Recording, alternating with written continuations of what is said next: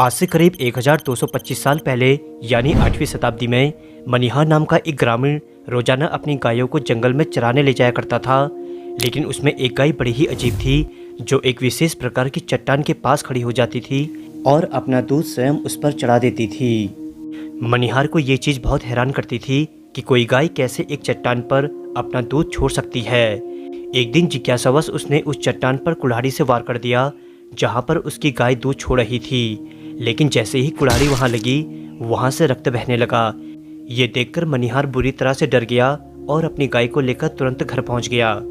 उस रात भगवान भोलेनाथ स्वयं उसके सपने में आए और बोले, हे मनिहार, तूने बहुत बड़ी गलती कर दी है, क्योंकि जिस चट्टान को तूने मारा उसके भीतर मेरा दिव्य शिवलिंग था और तेरे वार से उसमें से रक्त निकल गया है।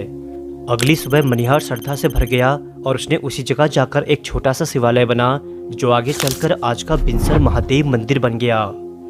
आज भी आप मंदिर के गर्भगृह में उस दिव्य शिवलिंग पर कुल्हाड़ी का निशान को देख सकते हैं और यह शिवलिंग वही है जहां उस गाय ने भोलेनाथ की ऊर्जा को महसूस किया था और अपने दूध को चढ़ाया था।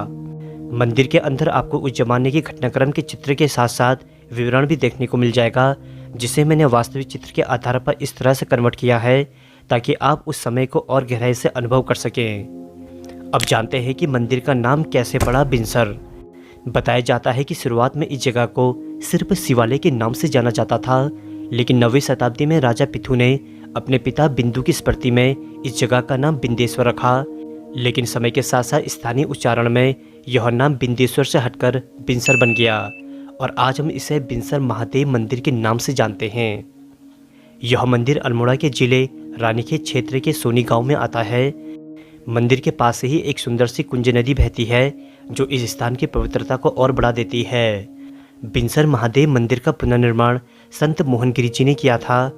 जब साल 1957 में संत मोहनगिरी महाराज यहाँ आए थे और उन्होंने स्थानीय लोगों और श्रद्धालुओं के साथ मिलकर इस मंदिर का पुनर्निर्माण किया।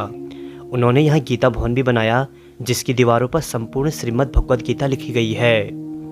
सावन के महीने में यहाँ शिवलिंग पर जल चढ़ाने से विशेष फल की प्राप्ति होती है। कहा जाता है कि इस शिवलिंग पर जल चढ़ाने से मनोकामनाएं अवश्य पूरी होती है। प्राचीन काल में यहाँ एक भव्य मेला भी लगता था जहाँ लोग गाय, बैल, बकरी और अनाज का व्यापार करते थे, लेकिन ब्रिटिश शासन के दौरान इस मेले को बंद कर दिया था। बाद में सन 1960 में संत मोहनगिरी जी ने ही इस मेले को धार्मिक रूप में पुनर्स्थापित करा, जिसमें भजन, कीर्तन, जागरण और पाठ आदि करवाए जाते हैं और आज भी हर साल हजारों श्रद्धालु इस मेले में शामिल होते हैं। दोस्तों, ये वीडियो अगर आपने यहाँ तक देख ली है तो इस वीडियो को लाइक करके नैनीताल मिनी यूट्यूब चैनल को सब्सक्राइब जरूर करें ताकि आगे आने वाली वीडियो से आप निरंतर अपडेटेड रह सकेंगे। चलिए अब टॉपिक में वापस आते हैं। बिनसर महादेव मंदिर घने देवदार के पेड़ों के बीच बसा है। यहाँ आकर मन एकदम शांत, स्थिर और आध्यात्मिक हो जाता है। अगर आप अल्मोड़ा या रानीखेत आए तो इस मंदिर में ज़रूर आएँ, क्योंकि ये रानीखेत से सिर्फ 20 किलोमीटर दूर है। दोस्तों, आपको जानकर हैरानी होगी, लेकिन उत्तराखंड में कई और बिनसर महादेव मंदिर भी हैं। जैसे एक प्रसिद्ध मंदिर पौड़ी गढ़वाल में भी है जो कि कहा जाता है कि 7वीं शताब्दी का है, और एक अन्य मंदिर द्वाराहाट क्षेत्र में भी है। लेकिन सबसे प्राचीन और चमत्कारी इतिहास सिर्फ अल्मोड़ा के बिनसर महादेव मंदिर का ही है।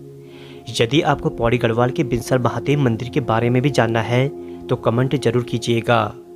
तो दोस्तों, आज के ये एपिसोड में बस इतना ही। मैं हूँ आपका दोस्त संदीप। फिर मिलेंगे एक नई एपिसोड में। तब तक के लिए नमस्कार दोस्तों।